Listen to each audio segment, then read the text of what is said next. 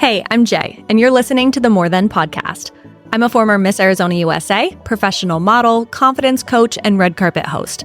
Don't let those titles fool you, though. I'm a 30-year-old, overly curious woman who loves to connect with others over the good, the bad, and the hilarious parts of our stories. From the outside looking in, my 20s looked really glamorous, but in reality, I struggled deeply with my confidence, self-worth, and mental health. I went on a deep healing journey to figure out how to live a life that felt as fulfilling as it looked, and now I help you do that too. I'm not afraid to go deep, and our guests aren't either. We talk all about mindset, mental health, confidence, relationships, beauty, boundaries, business, fashion, while giving you tangible tools for your own growth. This is one of those girl chats that leave you feeling inspired and empower you to stop settling and create a life you love. You're so much more than whatever's holding you back, and I'm so glad you're here.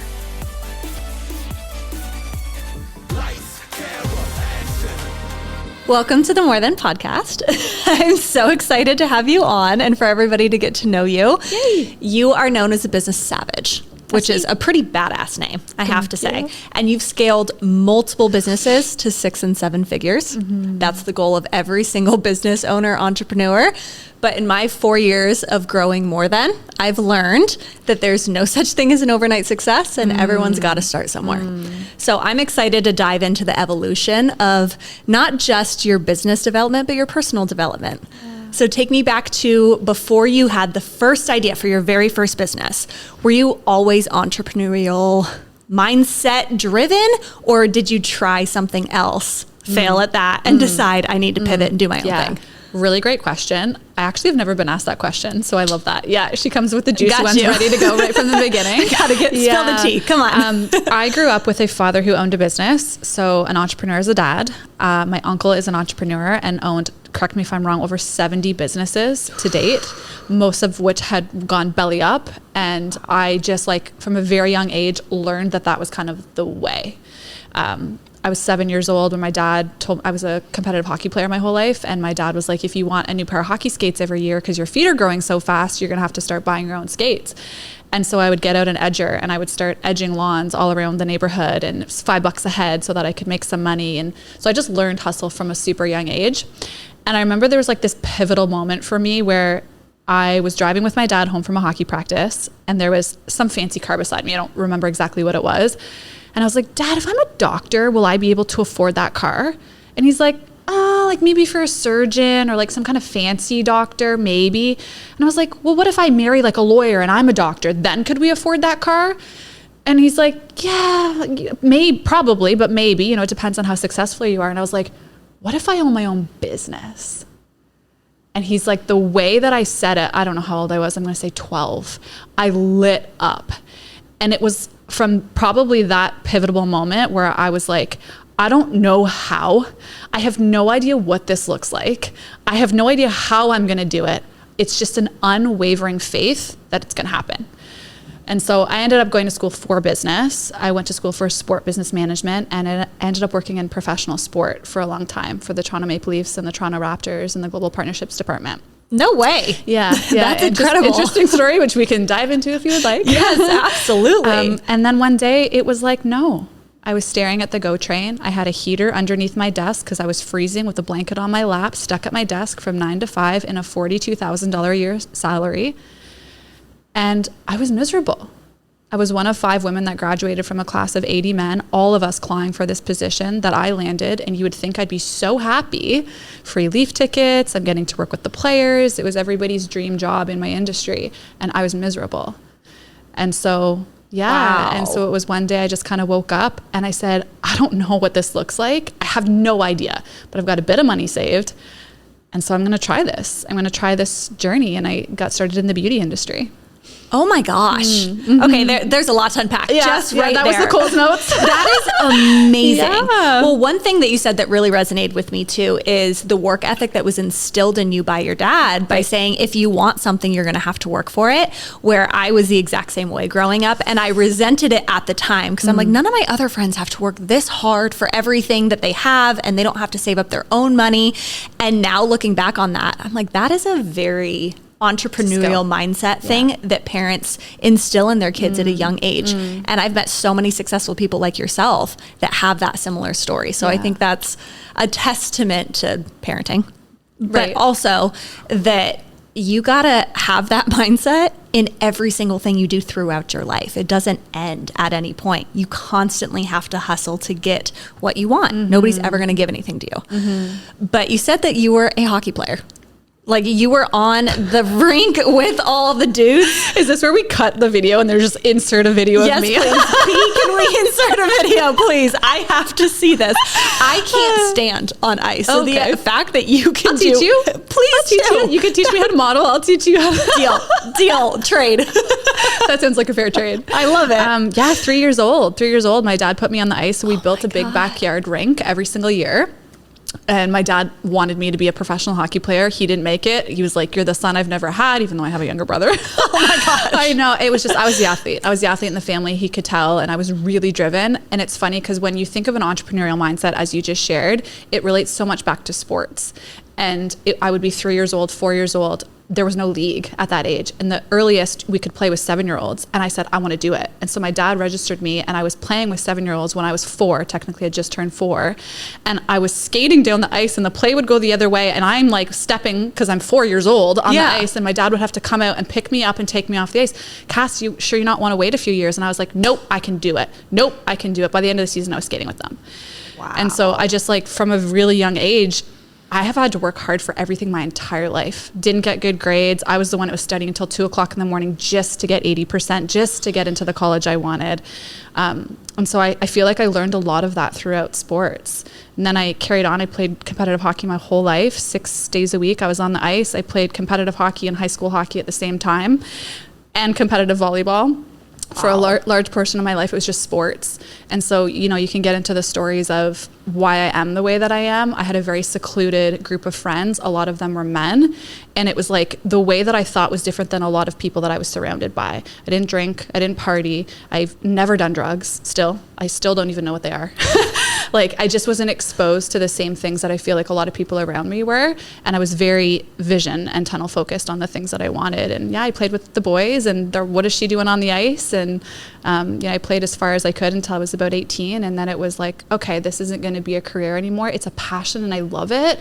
But also, like, what am I doing with my life? Yeah, like, exactly. Where's the money coming in from, you know? Yeah. So, and I would assume that if you're playing organized sports through school, you have to do well in school in order to be able to play sports, right? Yeah. So you said that school, if it didn't come natural to you, it did not come natural to me in any way. One, my ADHD, I could not focus on anything, but it also was just really hard for me. I was bad at traditional learning in that environment. Same. And because of that, I had this idea that like, oh, I'm not smart, or like, I'm not going to be successful, quote unquote, in the way that I'm seeing my peers because I can't understand things the way that other people can understand things. I didn't have sports. And so I was honestly not really caring about school because I was like, oh, I'll just never go to college. But if you have sports as part of it, you really had to push yourself to be able to excel in that area. Yeah. When you were in school, were you thinking like, okay, if I do a traditional job, this is what is necessary? Or were you thinking at that time too, like, no, I'm going to be an entrepreneur? It was an unwavering knowing that this wasn't meant for me. Like, this wasn't right. And I think now, I mean, you're very involved in the personal development space. So I'm sure you probably agree, at least in some element of this. But now, like, when I have children, I will homeschool them. And I don't believe in the way that things are supposed to be done. You're supposed to you're told you should go to university, or you should do this. You should be married by this age. You should have kids by this age. All of these should goals that people put on us. And like, school to me is one of those. And you think about the things that they're doing now with people being microwave ovens in the school, and like all the things that people are identifying with and the things that are happening. It's very different now than it was when we grew up. And I think when I grew up, I knew that I was destined for something different. I wasn't destined to be confided to this box. And like, I got into university because I asked my professor if he could bump my grade by 1% so I could have the average to get into the school I wanted, because I wanted to go there to play hockey. Like, that was the driving force. What? What? Wow. And That's it's like, wild. if you look back, English, like something creative. We're all creative. We're all creative. I don't care who's listening to this right now. Every single one of you is creative. We're just told so many things to fit into these boxes. And if we don't perfectly, we think that we're not creative. And we think we have to be something. But really, you just have to find out what your purpose is and what your, vision is. And for me, it wasn't going to college or university and like being the person in the front row is getting 90%. It was like, I'm going to create something and it's going to be powerful. And I don't even know what it's going to be yet, but it's not going to fit in this box.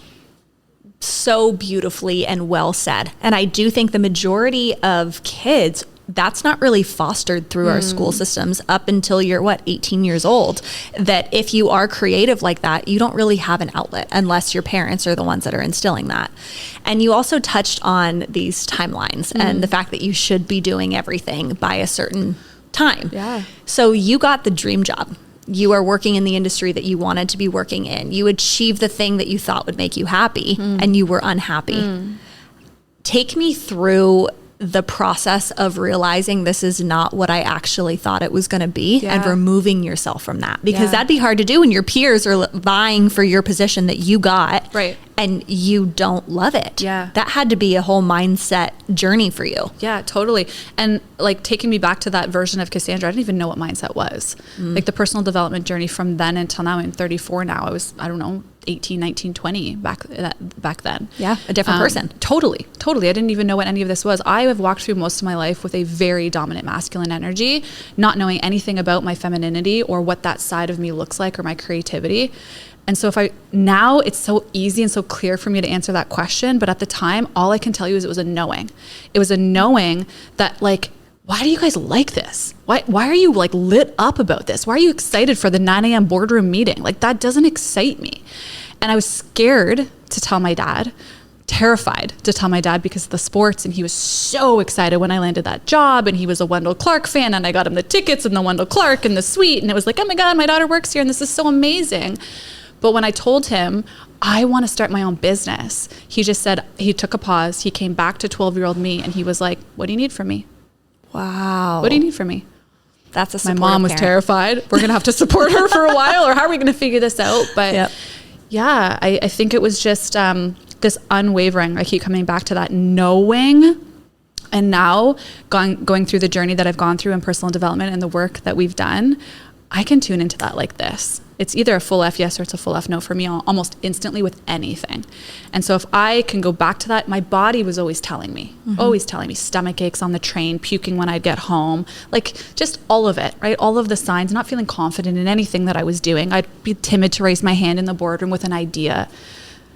But that same girl now gets to like scream her ideas. And then she's the one who gets to be on the other side being like, that's a great idea. Let's execute on that. Yeah, that's great. Let's do that. And let's make that $1 million business.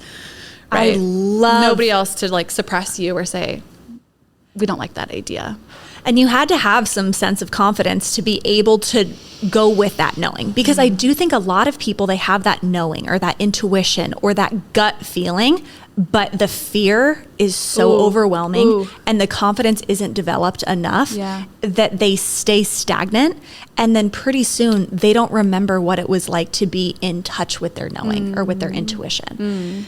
Take me to the point where you started personal development. You started understanding what that knowing or that intuition really was and how you got to a place where you could identify it then, but how you can now tap into it. Because that's something a lot of people can't do. Totally. And it's been a wild journey, like a wild journey, right? That could be like 7 episodes all on its own. I'm sure for most people that have gone through a big journey. I was in a 10-year relationship from 19 to 29. And now being in a conscious relationship and looking back at that relationship, it was like, what the heck were you doing? What were you doing? Could you imagine being married to that man and being in that relationship for the rest of your life? No connection, no communication, no passion. Like it was like we were just homies that lived together. I don't even think half the time we liked each other. And so that relationship ended. And when it ended, there was this sense of everyone's like, are you okay? You know, all this stuff. And I'm like, I'm good. Like, I'm so good. Everything is going to be way better now. My business, my beauty salon, skyrocketed because I went all in on it. I didn't have this weight. I didn't have this energy. I didn't have a voice telling me I couldn't do things. It was just Cassandra and her own thoughts. And so that's where like I started to build a lot of my confidence because I didn't have anybody else around me being like, you can't do this. It was just my internal voice being like, you're going to do this. You're going to do this. It's scary. Feel the fear, do it anyways, but let's go. Right. And so I grew that business, and we can go back and touch on that story, but I grew that business to past a 7-figure business. Phenomenal. Great. COVID happened.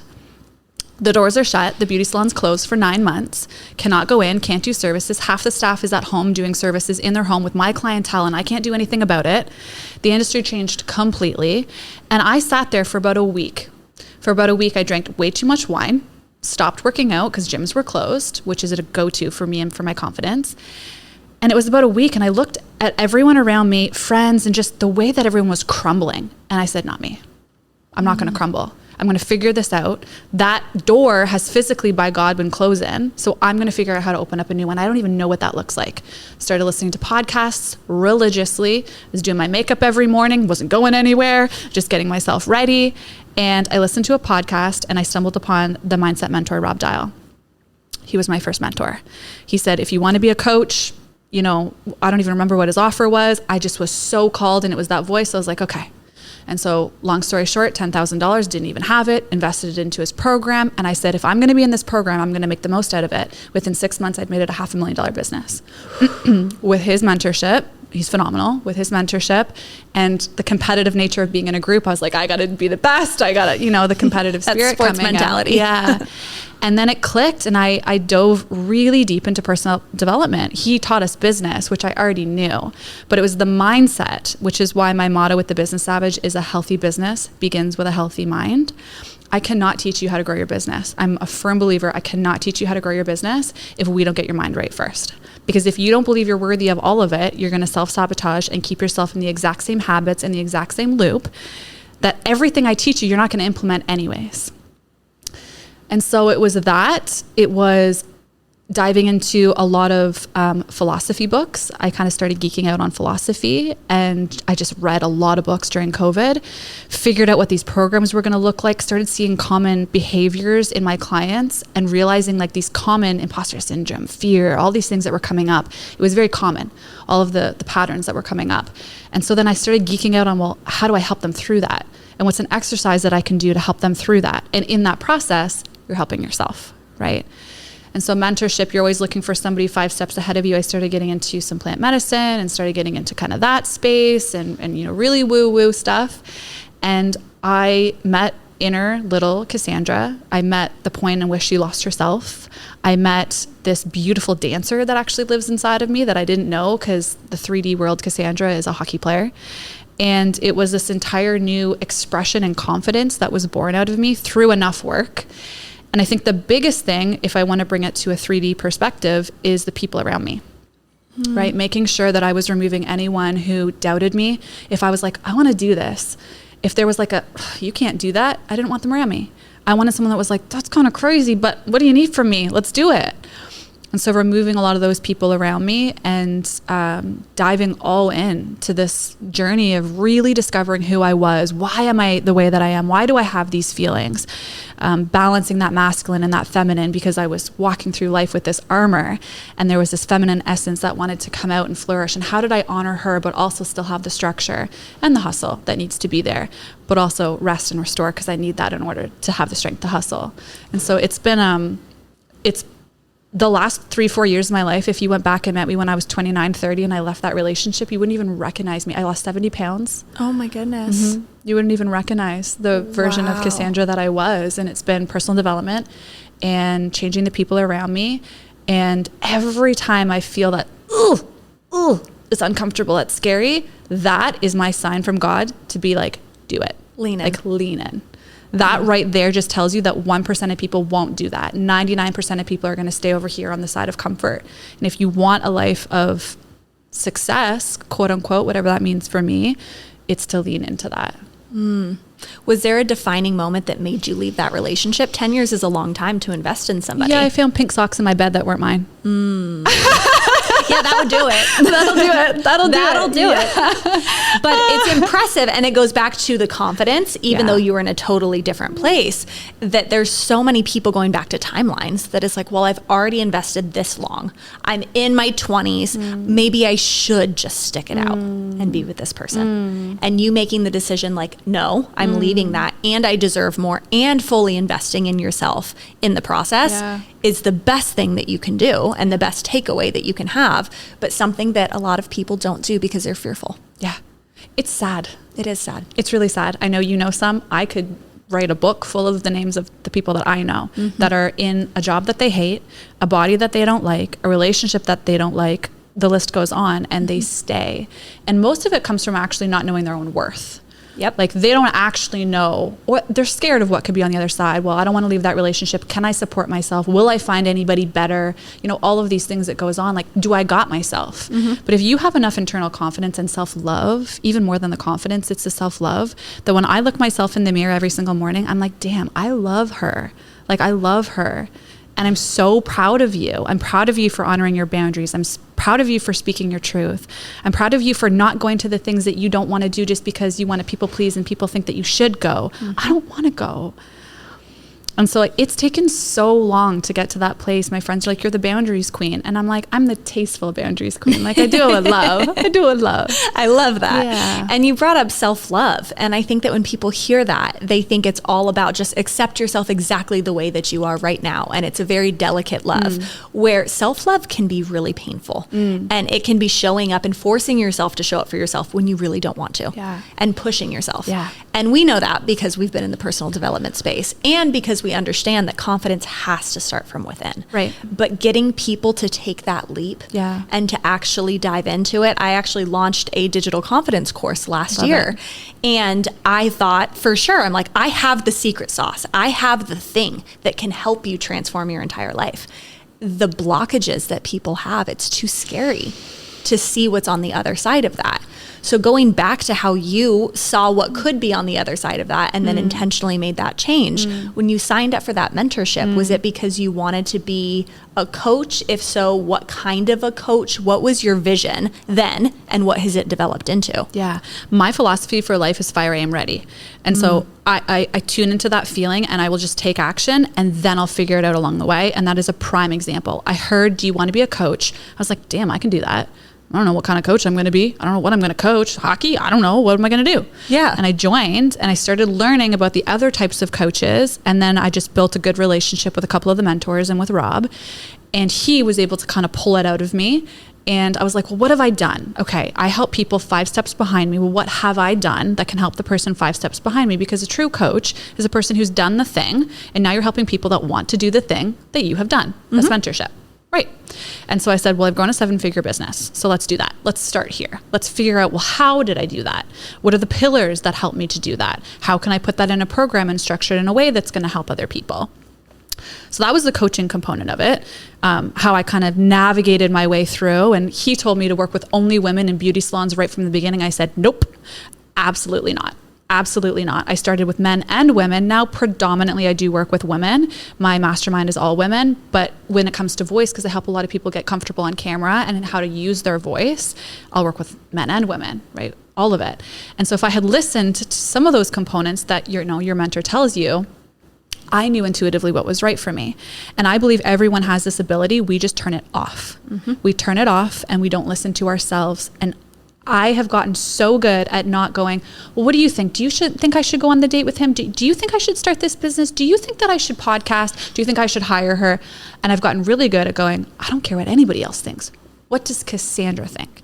Do I trust myself enough, given all that I know, to make this decision? It's me and God. That's it. He gives me the answers. Like, I don't need to ask everybody else for this. And so for me, self-love, the journey of self-love and getting to that place. Are we allowed to swear on this podcast? Oh, absolutely. Okay.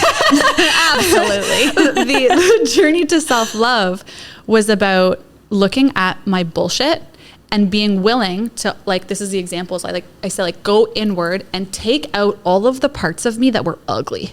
Like the parts of me that I needed to take radical ownership over. Like, what was my part in that relationship? Why did he cheat on me? Like, it's not all on him. There's 2 people in that. So where was my part in that? right? Where was my part in the labor board claims that came against me when we left for this? Where's my part in this client filing a $2 million lawsuit against me? And I think she's wrong, but here I am faced with this lawsuit. Where's my part? And so I got really good at being like, where's my ownership? Where's my part? And how can I be better? How can I take more ownership over this? And when that started coming, there wasn't so much misalignment between what I was saying and what I was doing. And I was starting to act in what I call like a more godly fashion. I was starting to act more like how I really, truly wanted to act. I didn't have this misalignment between saying I get up at 6 a.m. and I work out every day, but not actually doing that. No, I actually fucking did that every day. You practice what you preach. Yeah. And so that confidence, you'll start to lose that and dim that if you're like, yo, you should do this and I can do all these things, but you're not doing them yourself. And so for me, it was taking ownership and being like, okay, I'm not feeling confident and comfortable in these areas of my life because I'm not doing these things yet. So like I need to start doing that and instilling the habits to start doing these things continuously, taking radical ownership of that. And then I don't like to use the word discipline. I'll use the word devotion, asking myself, what was I really devoted to, and showing up for the small things. The way you do one thing is the way you do everything. And so I would drop a piece of recycling not in the recycling bin and I'd be like, nope. The way you do one thing is the way you do everything. If I don't care about that not going in the recycling bin, what else do I not care about? What else am I letting slip? And I'd turn around and I'd go pick up the recycling and I'd put it in the recycling bin. Like all of these tiny, tiny, tiny little things. People are like, can you just make me confident? Can you just make me happy? Can you just make me successful? And I'm like, nah, girl, that's a lot of work. Like, and it starts with you, and you have to have the awareness of, oh shit, you know what? I actually just like told you a little bit of a lie. Could I just take that back? I'm not really sure why I just lied. I think it maybe was because of this, but here's the truth. Like being able to have that level of radical ownership over your actions and like, I want to be better. I'm sorry that I just said that, whatever it is. Yeah.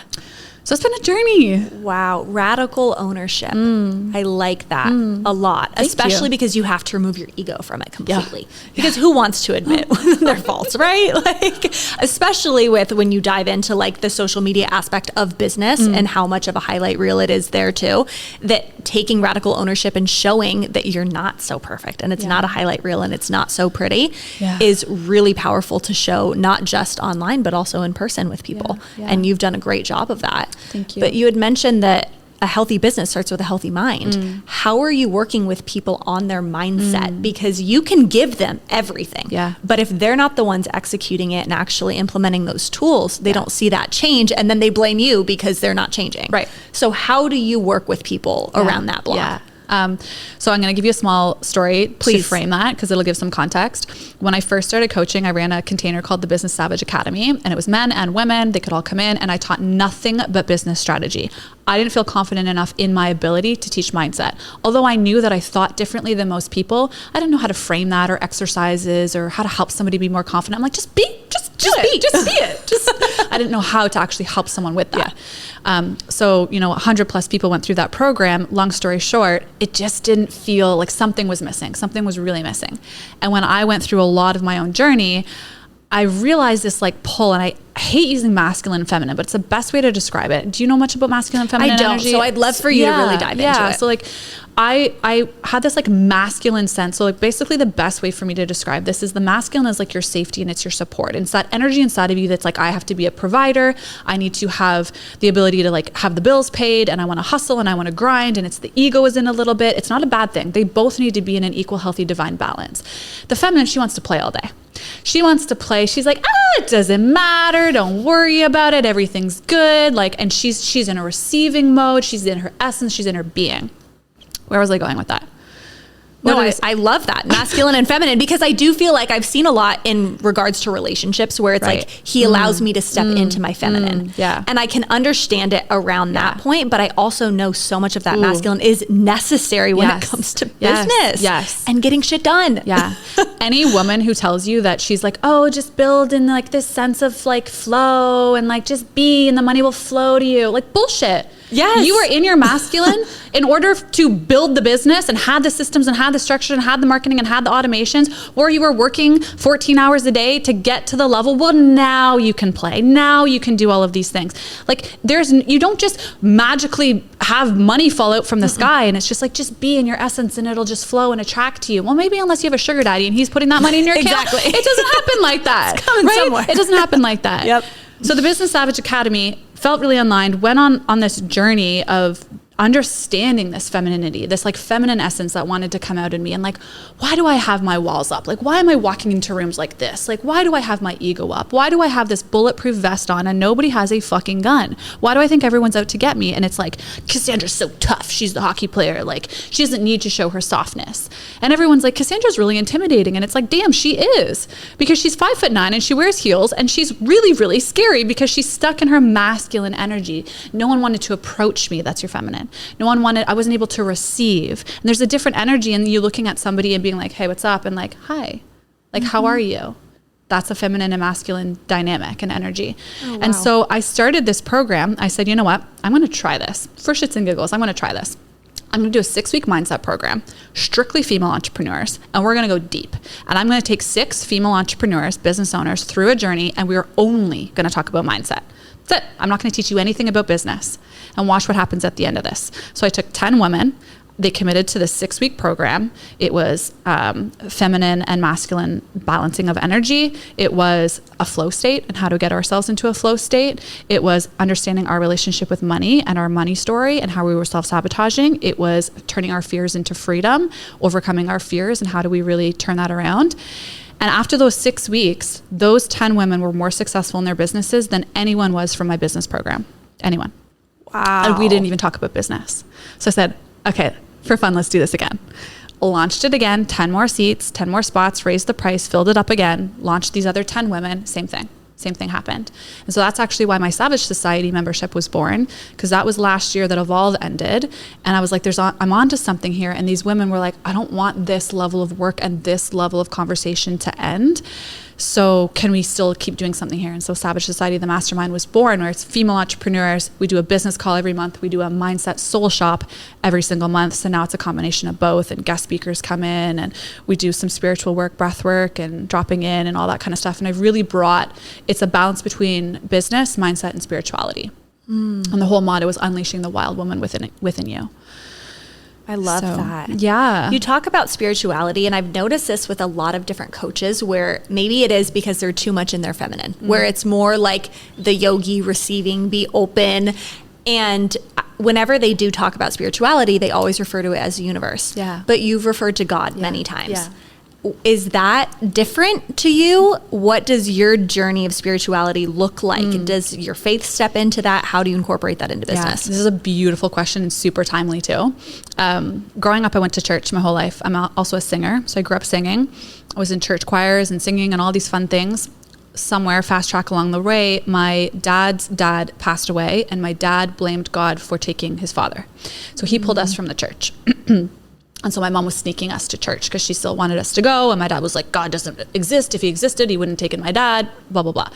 So I fell out of my faith, but it was always there. It was always there, but I had kind of lost it. And then I was in that 10-year relationship, and he did not even believe that God was a thing at all.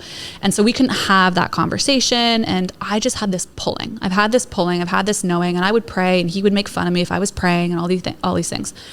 So fast forward, starting to get into personal development, and everyone and their best friend is like, go do ayahuasca, connect with the universe, like all of this really deep spiritual talk, which I'm not knocking on it, because it helped me get back to my faith, right? Everyone has a different faith.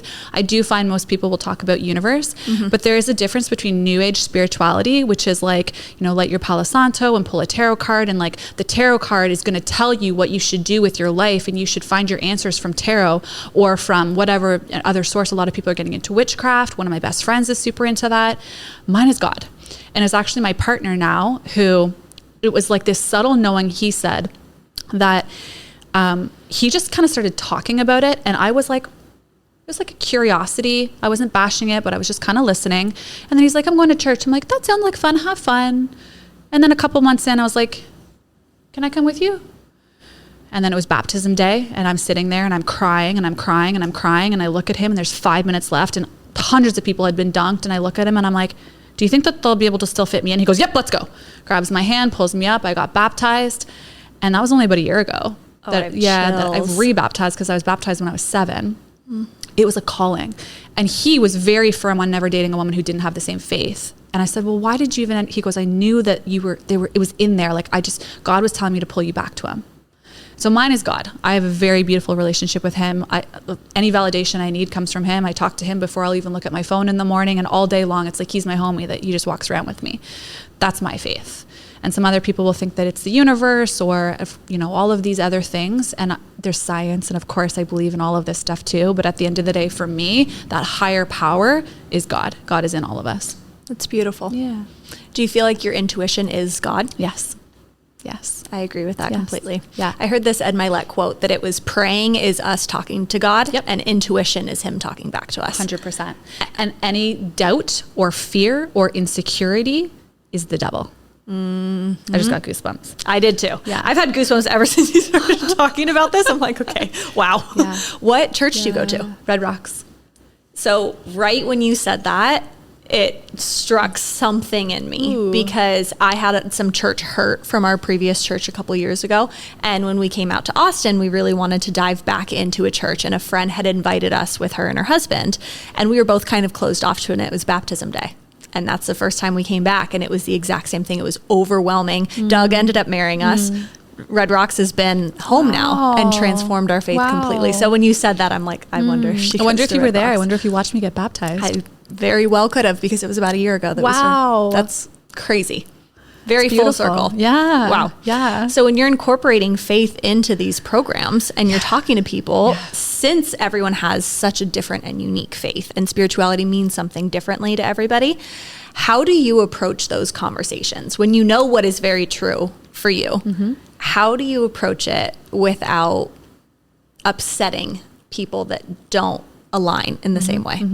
Really beautiful question, because I feel like if you are going to join my program, this is how I talk, this is what I preach, this is how I live my life. You either like it or you don't like it. I'm not going to dim my faith. I'm not going to talk less about God or how he's moving in my life or the things that he's doing for me because you don't believe. So if you're going to pay me and you want to come into this program and you want to learn how I've built these businesses and how I've done these things, and you want me to be your mentor, it's because I'm a woman of God. And so that is a conversation that I have with people on a first call before I even bring them into a program, or any of my really high level clients. They come to me because of my faith. They're like, I want to build a more aligned business with God. I love that. Yeah. That's really powerful. So when you're building out all of these different programs, I mean, obviously the business side of it, you've seen tremendous success from, and there's countless coaches, and there's a lot of coaches that can brag about results that they don't actually have. And like you said, you're living proof that this stuff is actually working. When you're building out these masterminds and when you're building out these different programs for people, is it because of whatever journey you're on and you're learning and developing, so you want to bring something new in? Because you said you're always 5 steps ahead. How are you always staying 5 steps ahead? Exactly. Like, where are you said. being fostered? Yeah. So I believe in mentorship. I will to the end of my time. That I will always find someone that inspires me that I'm wanting to learn from. And this is one of the reasons why a lot of people have told me that they've chosen me or to stay in our containers, is because we can get to the end of a program, but they're like, but then there's just so much more that you now know. And then there's just so much more that you now know. I believe in never stopping learning, always. Whether it's a book, whether it's a mentor, whether it's a podcast, whether it's a networking event, you have a really cool conversation, it doesn't matter what it is. I am the curious one that's like, tell me more. How did you do that? What is that? What's going on over there? Like, I ask so many questions. I want to learn how it works. I want to get inside of it. I want to dissect it. I want to understand it. And when I align with somebody, I pay them, I get in their programs, I go to their retreats, I get surrounded by them so that I can learn what it is that they're doing. And I take bits of it that I like and that work for me, and then I teach it to the people in my containers and in my programs. I love that. Yeah. Okay, you mentioned podcasts, books. How do you get your daily source of inspiration to be able to pour into other people? What is your favorite free outlets that people can start implementing? Yeah, I read every single morning. So I start my day with prayer and having a conversation with God before I'll look at my phone, and then reading. So whatever it is, book. I used to be the one who would read 10 pages and then I was like, ooh, but someone suggested this book to me, and I'd read 10 pages, and then someone suggested this book and I'd read 10 pages, and I never actually finished a book. I bounce between a philosophy or a mindset book and a business book. So I like to read real strategy. I'm highlighting, it's color coordinating, I'm taking notes, I'm implementing, I'm making podcast episodes on it, I'm doing reel clips on it. I'm like, oh yeah, I know that thing. That was cool. Let me do something on that. And then mindset and philosophy, and it's the exact same thing, or it's the Bible. But I read every single day. I actually don't listen to podcasts as much anymore. And my justification, I feel like that I've come to learn, because a lot of people when they're on, so I drive back and forth between Canada and the States all the time. That's a 26-hour road trip. Woo, and I do it girl. alone all the time. And the last 2 times I've done it, I haven't even turned on the radio. No podcasts, Wow. no music, silence for 26 hours. It's me and God having a conversation. I know. And so What a way to get centered. Right. So podcasts, if I'm getting ready and I feel like it, I'll put one on. It's always usually mindset. I don't listen to any business strategy anymore. It's always something that's going to light me up and cool conversations, inspiring conversations. But I don't listen to it when I drive or when I'm on long drives or anything like that anymore. I listen to a lot. I'm a sound healing practitioner, so I play sound bowls. So I listen to a lot of frequency more than anything. And books, like I get my sources from books, or I'll find a mentor and I'll go to their webinar, or I'll take one of their trainings or things like that. And then I dive into that. I have allocated time every day where I call it my to receive, because I need to be growing. Otherwise I get to this point where the knowledge that I have, it's, I can't help someone to the level where the knowledge that I have to keep growing so that I can continue to help them grow. Absolutely. Yeah. So it's now you brought up frequency. This is something I know nothing about, but am so intrigued by, because I know every time I hear it, I'm like, okay, wow, that's really powerful. I don't know what it's doing in your body. Cool. I don't know what it's tapping into. Cool. Explain it for dummies. Yeah. Okay. So let me give you an example that will make sense.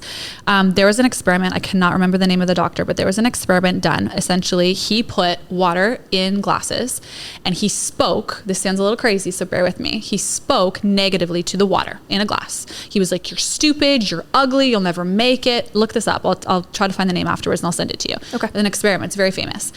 And then he froze those ice cubes. Okay.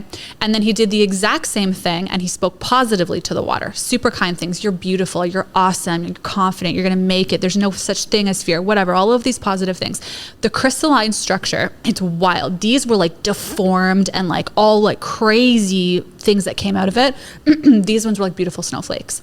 Like the most and no difference other than the way that he spoke to them, which tells you something about frequency. We also know, we've all had that experience where you're vibing, you're feeling great, and you get around somebody else and then you leave their energy and you're like, why do I not feel good? The conversation was fine. They weren't mean to me. Everything was fine. I just feel kind of gross. Yep. It's energy, it's frequency. Same thing as if you're here and you meet with someone else and they're vibing behind, you're like, your energy is contagious. Like you're infectious, like you shine or you're glowing. That's frequency. And so all of that, it's literally frequency. Frequency can literally break cancer cells. If you can get the exact same frequency as something else, it will shatter it. Right? When you think of wine glasses and all of a sudden it shatters, it's frequency. And so what happens is basically someone like you or I, to toot our own horns, have done a ton of work on ourselves. We are vibing traditionally up here. I saw your story on the way over here. I've had a lousy 2 days too. So I get it. Sometimes we're in our own heads and we kind of get down to, but we still have this ability to be like, fuck this. I'm going to get myself back up to a higher frequency. And when you're having conversations like this that like feel fueling and they feel inspiring and they feel powerful, you're going to leave and you're going to feel more inspired and more powerful versus when it's gossip, when they're drinking, when it's low vibrational conversations, the frequency of everything is lower and it physically on a cellular aspect affects you. Wow. That's the best description I've ever heard from it, because frequency and energy can kind of be used interchangeably. Yeah. Okay. See, I've always thought that I'm like, is it something in sounds? Is it something like... It is. I think way too much into everything's it. in vibration. That's you wild. And I, this water bottle, everything is in vibration. Everything. That's so wild. I'll send you a couple books if you Please like to do. read, to geek out on it. Please do. I would love to geek out on this stuff. Yeah, because you talked in the very beginning about 3D and like what we can see and stuff that you can't see. And obviously you tapped into that because you did a retreat, you said, and you experienced with plant medicine. Okay, tell me about this experience. You want me to tell you about it? I do, very much. Cool. Yeah. So mine was psilocybin. To make a long story short, I didn't really know what I was getting myself into. My girlfriend signed us up. She does journeys. I thought that I was doing some mushrooms. I thought it would be fun. I'd never done drugs, like I said, so I didn't really know what I was doing. I knew it was a psychedelic. I had a rough idea of what it was going to do, but not fully at all. There's no way to explain that to somebody.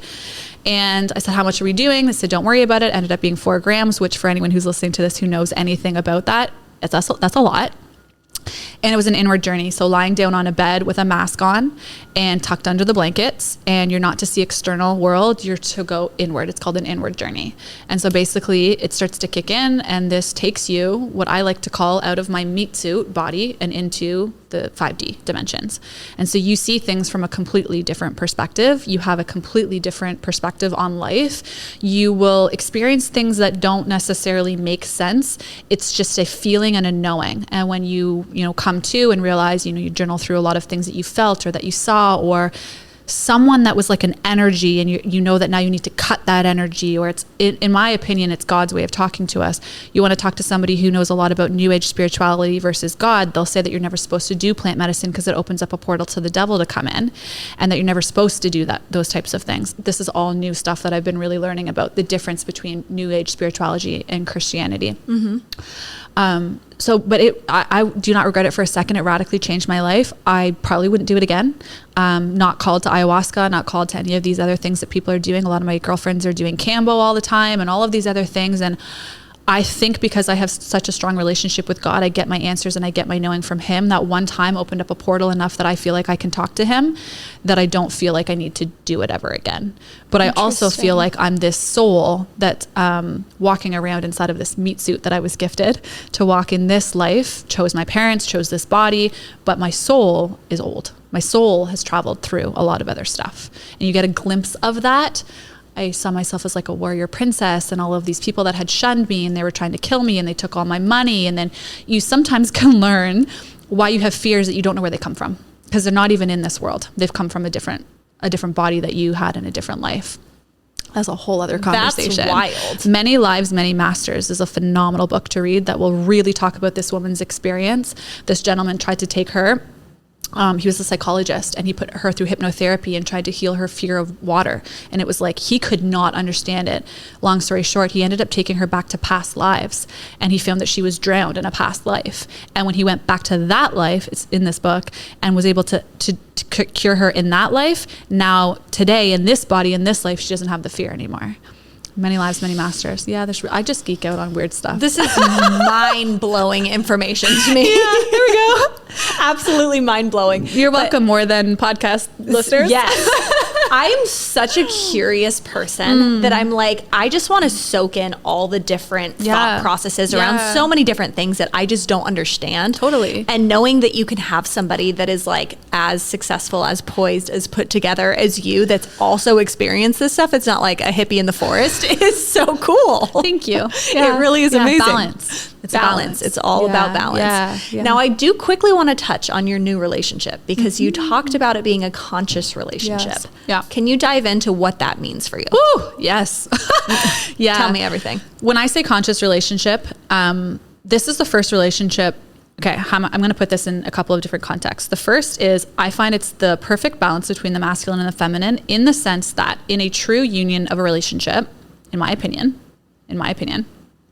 the man should be able to hold space for the woman to no longer feel like, I need to provide, I need to make all the decisions, what time's dinner, I'm making the reservation, all of these types of things. And it shows up in so many small ways, so she can drop into her feminine essence. A woman will drop into her feminine, which is her nurturing, which a man's deepest desire is to be nurtured. She will be able to drop into that if she feels safety and supported. That's all a woman wants. That's all she truly needs. He's not going to cheat on me. He's not going to leave me. I feel safe. I have a roof over my head. Like, she needs to feel safety and security. This is the first man who held space for me as I went through a roller coaster of past relationships and past trauma and past bullshit coming out. And I would lash out for no reason. And he'd go, well, that was from a trauma, and I'm going to hold space for you while you deal with that. And here I am, and I'll be here when you deal with that and you come back. Wow. And I'm not leaving.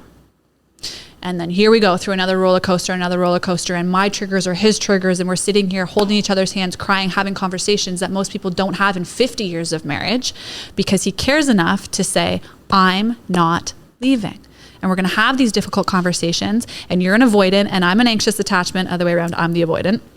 And so you want to not talk about it, and you grew up in a family where your dad took your mom's power, and so that's your deepest fear. And so if I say that you can't wear that dress because your tits are showing, you don't think it's just me looking out for you. You think it's me trying to take your power. Let's sit down and talk about this. A conscious relationship, it is the most beautiful thing, because our souls are so deeply connected. I truly believe there's been so many signs from God, and God brought us back together. But it's the communication. It's the level of communication of like, whatever it is that I need to express, he's not leaving, and he'll hold space for that.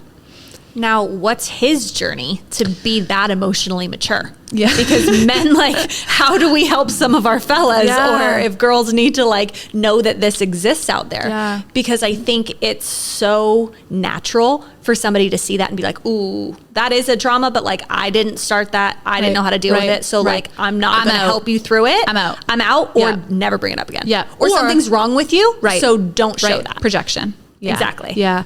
Ooh, his journey's very similar to mine in terms of like the level of work. He came from a background of a lot of drugs and a lot of alcohol. God saved him from it. And so it was like a full surrender to him. He took a lot of time after being with a lot of people. He took a lot of time to be alone and really work on himself. And when he came to me, he was ready. I wasn't. He was ready. I wasn't. And so he was that rock that I needed because I'm like flighty and I wanted to leave and I've cheated in past relationships and like all of these things. And it took so long for me to just take radical ownership of like, I'm calling in this deep, passionate, emotionally intelligent, intimate relationship, but I'm not being that. I'm not showing up like that. How can I expect that from a partner if I'm not being that? I want someone who doesn't lie to me, but I'm lying. How can I expect that? And so he was the first person in my entire life who held space through all of it. All of it. Even the small little things. Did you eat this morning? I'm like, And he'd come over and he'd be like, can we sit down for a second? Did you eat this morning? Yeah. Baby, it's okay. Did you eat this morning? No. I know. Wow. Like just holding the most beautiful space for me. Wow.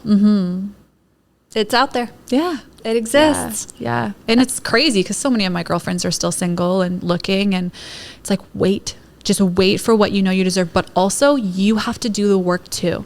You can't just expect for this Prince Charming to come along and sweep you off your feet, but you have no emotional intelligence yourself. Know what you want. But so many women are like, girl, you deserve better. Of course she deserves better, but she needs to rise to that bar too. We can't just be calling in this prince and she's not willing to do any of the work and to meet him. I was looking and it's funny because I was on a podcast, one of my own, a long time ago, and I was speaking with a girlfriend and I said, the next man, I'm saving myself right now, the next man I'm intimate with is going to be my husband. And then I met him. And then I met him. Like I knew what I wanted. I was specific about it. I wrote down the qualities that I wanted. But in that process, I had to slowly chip away at becoming it myself as well. Exactly. Yeah. You attract what you yourself are. And if you want that emotional maturity, if you want that healed person, you got to start healing yourself. Yeah. And nobody else can do it for you. And it's a ever growing journey. Like it's not like, oh, he's healed, he's done, that's it. Totally. No, it's that constant. we're very aware, and like he'll have a behavior and I know where it comes from, and so I know when to have grace, and like we know how to handle each other now, so it just makes for a very beautiful relationship. Hard. It was the hardest thing I've ever gone through to this point, but so worth it. So worth it. That's beautiful. Someone that's willing to have those difficult conversations, and no matter what it is or what it is that I'm going through, he will say to me every night, I love you. Doesn't matter how mad he is at me, I love you, and I'm not leaving. That's huge. Because a woman needs to know and feel safe. Always. Wow. That's so beautiful. That's so powerful. And thank God you didn't settle prior, going back to the very beginning of our conversation in that relationship. Yeah. And now you can have such a beautiful relationship that people are going to look at and be like, I wish I had that. But it's because you did all the work on yourself. Everyone can. Exactly. Anytime someone says that to me, I know you get this a lot too. I wish. You can. You can have all of it and more. We all can. There's nothing different between you and me or anybody else, but I just simply decided to do the work and feel the fear and do it anyways. That's it. And do it every single day. And that's why, I don't know if you get this, but in my journey, there's been seasons where I've had so much hate, like just people ripping on me. I had this one video that went viral and people were like, oh, she must only be successful because she's probably on OnlyFans. And at the time, I literally was like, what is OnlyFans? Like I had no idea what it was. And then I found out and I was like, oh, that sucks. Like that really sucks. Maybe I shouldn't dress so sexy. Maybe I should do this. And I was like, no, fuck that. I'm not going to change who I am because other people are projecting onto me their insecurities because they're in their mom's basement and they're lighting up the keyboard and lighting up the chat because they're too insecure to chase their dreams the way that I have. But guess what? If I stand in my power and if I stand in this light and if I shine brightly enough, they're going to realize that they can too. And eventually I've had a lot of haters that when I comment back or I'll DM them, they start following me and they're like, thank you. I needed that. Wow. Oh my goodness. So it's like this knowing, right? We stand in our knowing and people it's like they shoot at you, but you just know so strongly what you're doing is in alignment and you feel really good about it because I'm sure you've heard the analogy, for anyone who's worried about haters putting themselves out there, one of the things that I do when you're building confidence on camera, well, what if somebody says I'm ugly? What if somebody says my hair sucks? What if somebody says I sound stupid? What if somebody says my voice is annoying? We only get triggered and affected by things that we in some way, shape, or form believe. If you're walking down the street right now, just like you are, and someone says, nice pink hair, you're going to be like, okay, I don't have pink hair. Doesn't bother you at all, right? But if they say something that in any way, shape, or form you kind of sort of believe, you're upset.